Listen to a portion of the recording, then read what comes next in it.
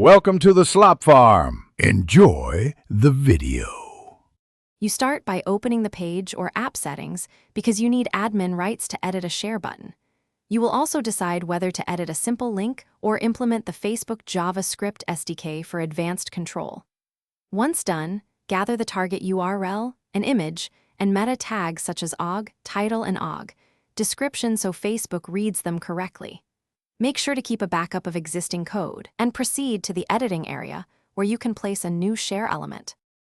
You can insert a simple anchor that points to the sharer. PHP endpoint for an immediate change because it requires no SDK. But if you want control over dialog behavior, load the Facebook SDK and call FB. UI with method share or feed, which lets you specify quote and hashtag fields. Once you implement either method, confirm the OG.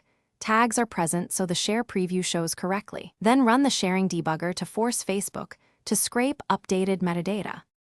You finish by verifying that clicking the button opens the intended dialog and that the preview shows your chosen title, description, and image. Test on mobile and desktop. If the preview is wrong, force a rescrape with the sharing debugger so Facebook refreshes cached metadata.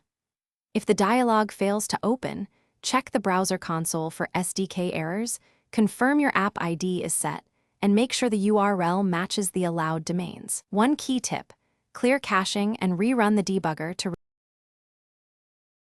Thanks for watching. Consider subscribing if we helped you today.